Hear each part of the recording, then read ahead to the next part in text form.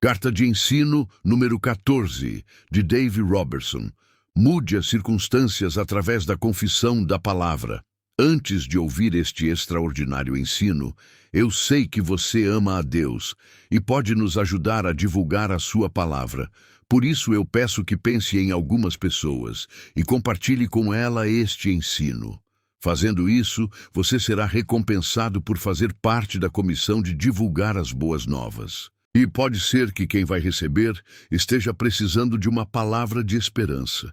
E também, se desejar, clique no botão do joinha e se inscreva no nosso canal. Agora sim, vamos ouvir este maravilhoso ensino. Querido amigo, eu quero falar com você sobre o que é preciso para andar na fé que agrada a Deus. Eu estou falando do tipo de fé que causa mudança em situações impossíveis, até que todas as circunstâncias se alinhem com a palavra dele. Hebreus 11:6 provê uma definição excelente para este tipo de fé.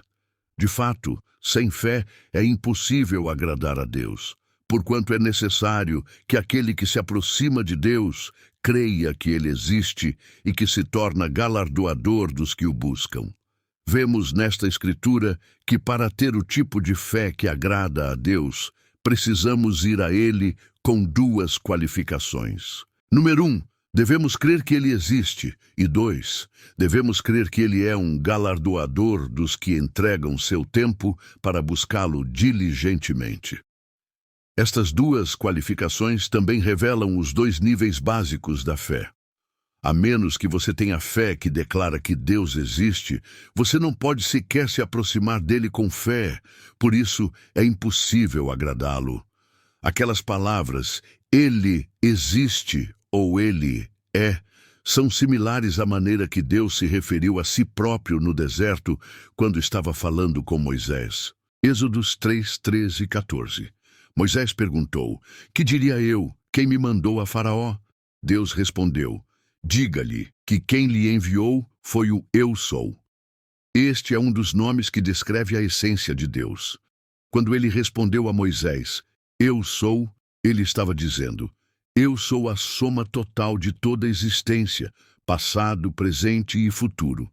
Agora, aplique isto em sua caminhada com o Senhor.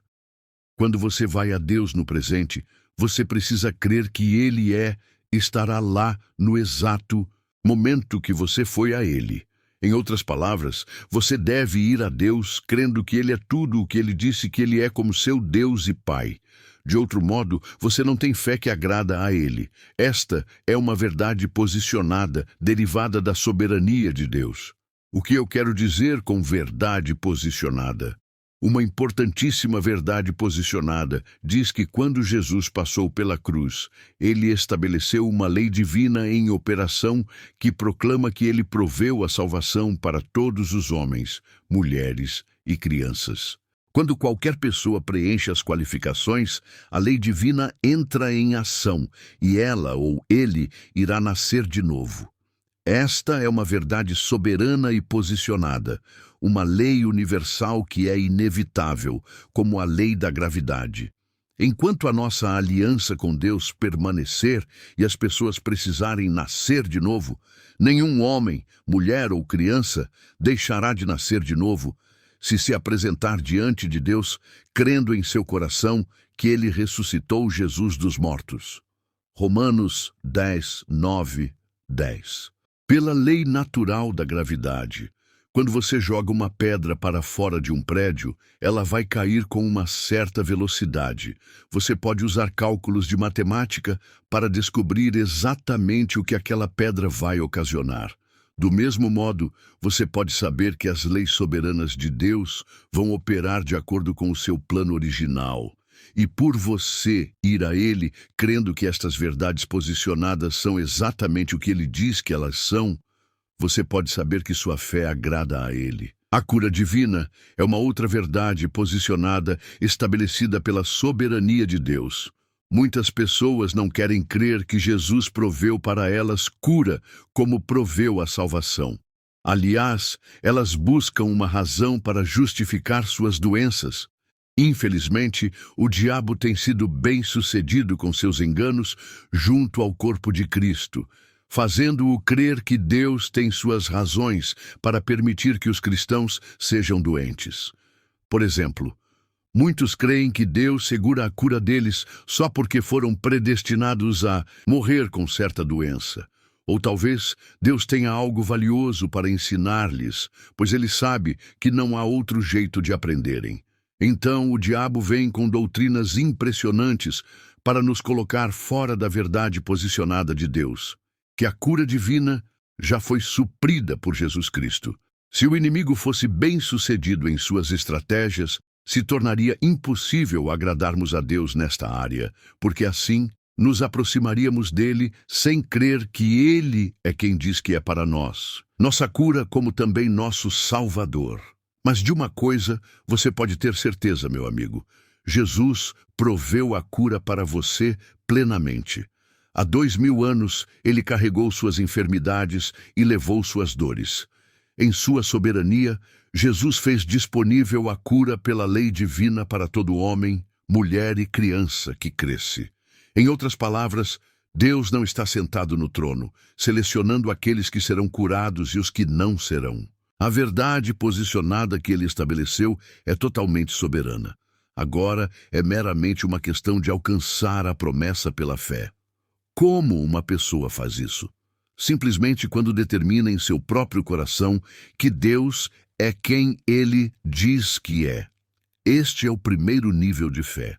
O diabo não tem o poder de segurar a verdade posicionada de Deus de você. Independentemente da sua condição de vida, a lei de Deus diz que quando a sua fé agrada a Ele em crer que Ele é, então Ele será o que disse que seria em sua vida. Então, em Hebreus 11:6, está escrito que você deve crer que à medida que você o busca diligentemente de acordo com sua palavra, Ele se tornará seu galardoador. Este é o segundo nível de fé. Paulo está dizendo aqui sobre você dar sua vida para buscar a Deus, porque você não pode ser diligente em alguma coisa sem prestar total atenção a ela. Deus é nosso galardoador, quando com toda diligência buscamos sua verdade posicionada e permitimos que Ele seja, para nós, o que Ele já nos falou que Ele é. Este tipo de busca com diligência o agrada porque permite a Ele derramar sua graça e suas abundantes bênçãos em nossas vidas. Eis a razão principal pela qual Ele enviou Jesus à cruz em primeiro lugar. Mas como eu obtenho fé para crer que Deus é e que Ele é meu galardoador à medida que eu o busco? Romanos 10:17 diz que a fé vem por ouvir a palavra de Deus. Quando a fé vem a mim através da palavra de Deus, ela se torna a substância daquilo que eu estou esperando. Hebreus 11:1. Por isso, se a esperança que está em minha alma não foi programada pela palavra de Deus, ela não pode receber a substância da fé.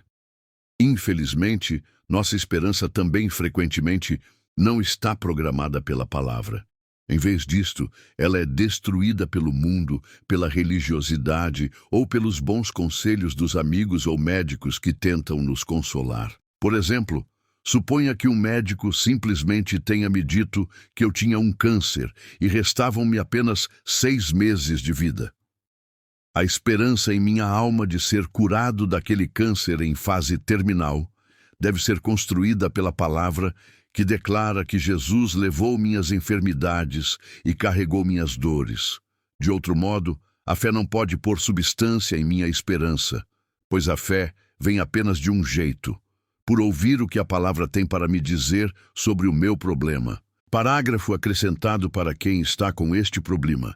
Portanto, se você que está me ouvindo agora, neste exato momento, e um câncer é o seu problema, ou outra enfermidade qualquer, Pare de pensar na enfermidade e comece agora mesmo a declarar que pelas pisaduras de Jesus você foi curada. Declare isso o dia inteiro e a todo momento, e fale com a doença que ela não existe mais e mande ela sair do seu corpo. Em seguida, diga que você está alegre por Jesus já ter curado você. Diga que você o ama e crê na palavra dele e sente muita gratidão por ele ter te curado. Ele vive. Fazendo isso constantemente, a fé crescerá em seu coração e a doença não resistirá e começará a desaparecer. O que vai começar a acontecer imediatamente no seu corpo é que as células boas começarão a dominar as células ruins e o seu corpo será curado. Declare várias vezes que a palavra é remédio para o seu corpo e cura para os seus ossos. Provérbios 3:8. A palavra que está saindo da sua boca, em conformidade com a palavra de Deus, é mais poderosa do que a doença que não resistirá e vai sair. Mesmo que você esteja sentindo dor e os sintomas da doença estejam em seu corpo, não dê atenção a isso. Dê atenção para o que a palavra diz sobre você estar curada. Em 2 Coríntios diz que não devemos fixar nossa atenção nas coisas visíveis e temporárias, mas nas coisas invisíveis e eternas, que é a palavra de Deus. E é isso que você deve fazer. Declarar constantemente a cura e você será curada. Isso não é um experimento, é uma certeza. Porque a palavra de Deus não é um experimento, ela é uma certeza e verdade. Milhares de outras pessoas já foram curadas de doenças terminais, onde os médicos, a família já tinha desistido e perdido a esperança. Mas a pessoa continuou firme, declarando que estava curada e foi curada. Funcionou com outras pessoas e com você vai funcionar. Não ouça as vozes dizendo que acabou. A religiosidade talvez me diga que eu vou morrer. Se estas são as vozes que eu escolho ouvir, a minha esperança vai ficar cheia de falhas, incapaz de receber a substância da fé. Hebreus 11 também fala sobre os homens que agradaram a Deus com a fé deles. De todos os que foram citados, o meu favorito é Noé. Este homem estava determinado em agradar a Deus, mesmo quando isso resultou na condenação de um mundo inteiro. Veja o que o apóstolo Paulo disse sobre Noé no versículo 7.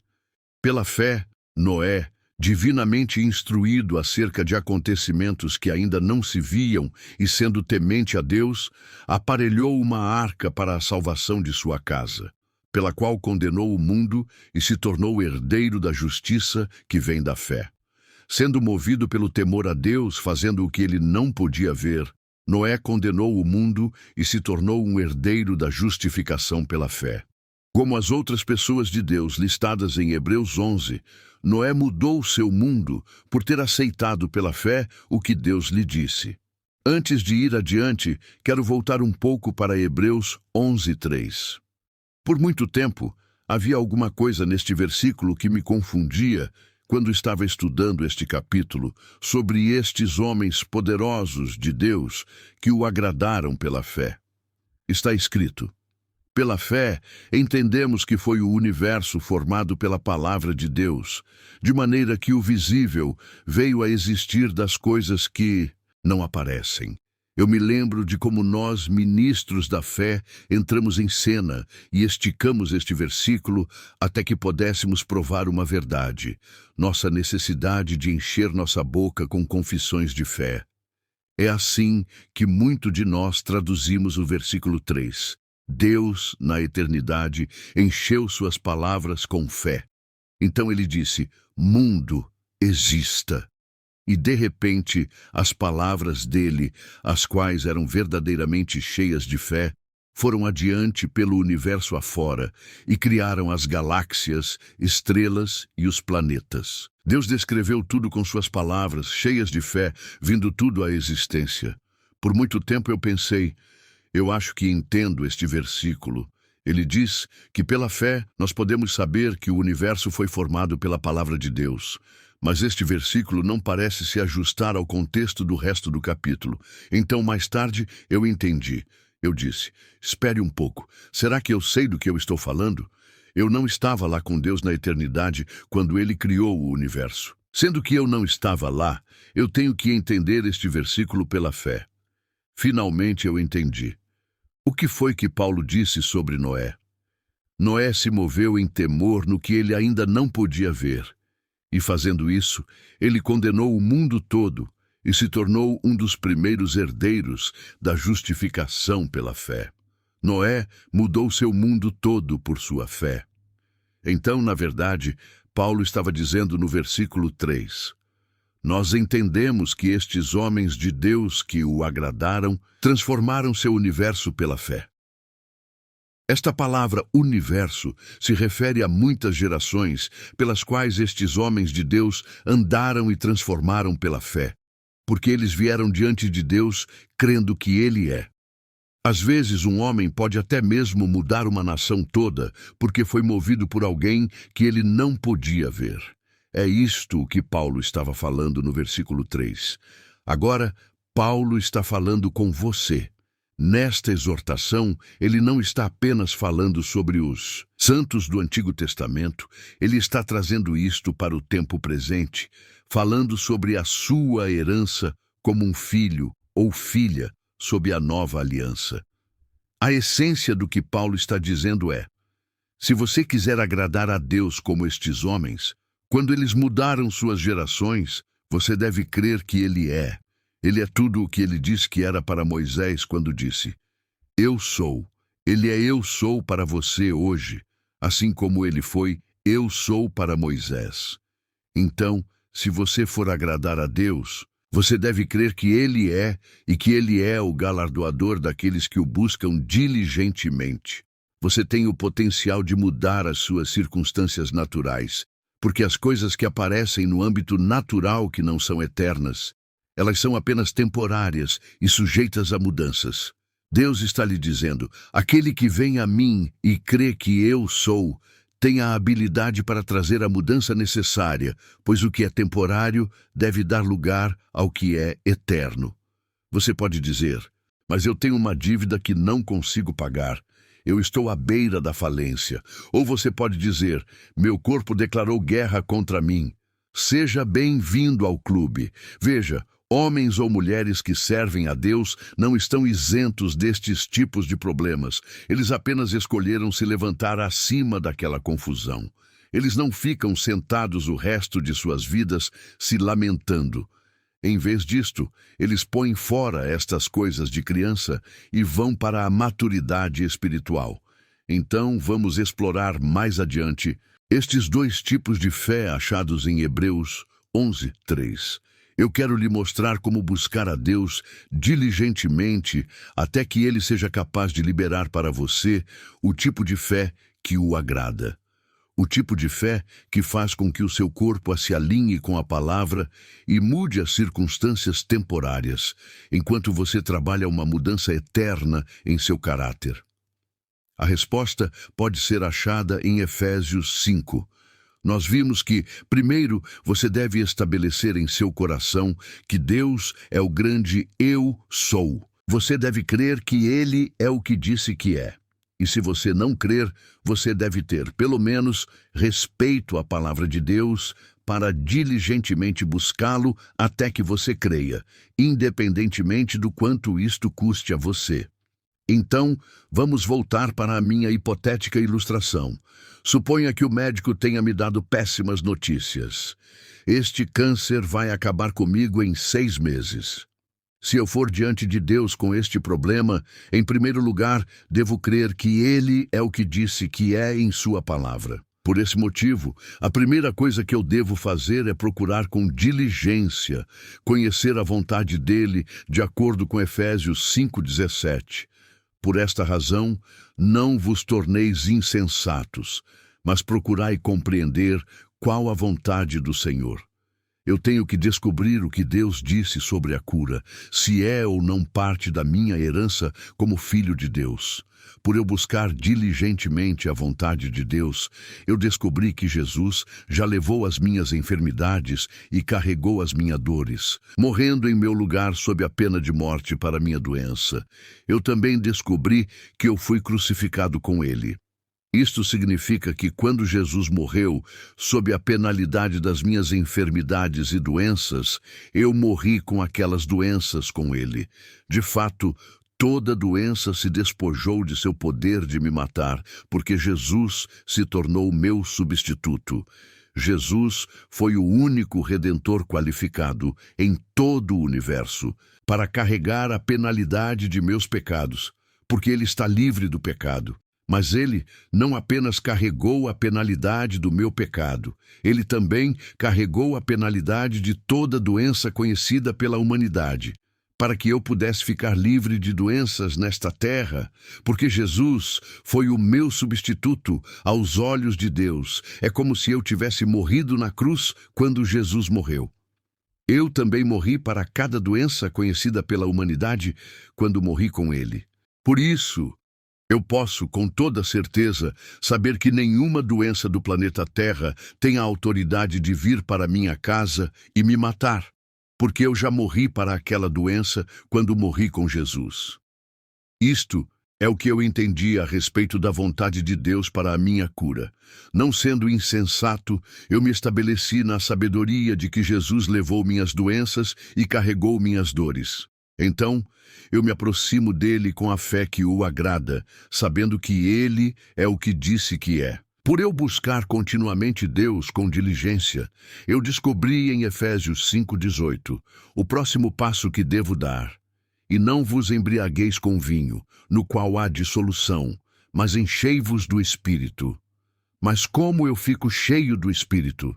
Versículo 19 responde à questão. Falando entre vós com salmos, entoando e louvando de coração ao Senhor, com hinos e cânticos espirituais. Você sabia que você pode literalmente ministrar para você mesmo através da adoração, até que você fique cheio com o Espírito Santo? Para melhor entender o que o versículo 18 está dizendo, eu ponderei a razão do porquê muitas pessoas se tornam alcoólatras. Se você pegar um alcoólatra sóbrio e recusar dar-lhe sua garrafa de bebida, ele pode tentar se suicidar. Por quê? Porque o único jeito que ele evita chegar ao ponto de se suicidar é ficar intoxicado e, assim, se esquece de seus problemas. Embora os seus problemas estejam sempre lá, o álcool afeta seus sentidos naturais de tal jeito que faz com que ele não os enfrente. Então, o que Paulo está querendo me dizer nestes 2 versículos? Ele estava dizendo, não se embriague com vinho em excesso, como aqueles que se embriagam para fugir de seus problemas. Em vez disto, seja cheio do Espírito, ministrando a você mesmo com hinos, salmos e cânticos espirituais. E por você fazer isso, o Espírito Santo virá de seu lugar onde ele reside para dentro de você e batizará suas emoções completamente e seus sentidos naturais na palavra de Deus. E como um homem alcoólatra, você vai se esquecer do diabo, do médico e de todos que dizem que você morrerá. Aí então você não aceitará nenhuma outra voz e crerá apenas no que Deus diz sobre o seu problema. Eu sei agora que o próximo passo a atingir a fé que agrada a Deus é: eu devo continuamente ser cheio do Espírito Santo. Isto significa que as minhas emoções e sentidos devem estar tão sob o domínio da palavra que eu literalmente me torne intoxicado do Espírito Santo. Assim, eu me torno imune contra um problema que tenho que enfrentar, porque eu agora posso vê-lo apenas dentro da perspectiva de Deus. E como eu fico cheio do Espírito? Em meu momento particular de adoração, eu ministro para a minha própria alma com salmos, hinos e cânticos espirituais. Eu canto ou falo salmos a respeito do que Deus fala sobre o problema. Eu canto em hinos o que o homem escreveu sobre o que Deus disse. E eu canto cânticos espirituais por vir diante de Deus em adoração e louvor. Hora após hora, eu adoro o Senhor fazendo um cântico espiritual sobre o que Ele é. Eu digo, Senhor, eu o adoro. Não porque os diabos e as doenças estão sujeitos a mim, mas porque o meu nome está escrito no livro da vida. Eu me alegro porque você é meu Pai. Eu não estou aqui porque eu quero alguma coisa. Eu apenas quero ficar aqui e lhe dizer 1000 vezes o quanto eu o amo e o adoro e o glorifico. Logo, eu vou estar falando a vontade dele, sobre a qual não serei mais insensato. Ah, Jesus, você é o mesmo para sempre, ontem, hoje e para sempre. Você não muda, você exaltou sua palavra acima do seu nome. Por isso, você levou minhas doenças e carregou minhas dores. Ouça-me, alma, eu sou curado. Quando eu comecei a ouvir ensinamentos sobre a confissão de fé, eu fiquei confuso porque eu não podia ver a diferença entre confessar uma vez ou 1000 vezes. Eu perguntei ao Senhor, você é surdo ou demora para ouvir? Por que você me curou depois de eu ter confessado minha cura 1000 vezes? Por que eu não posso dizê-la apenas uma vez? Além disso, eu creio que já recebi minha cura quando eu orei por ela. Isto deveria ser o suficiente.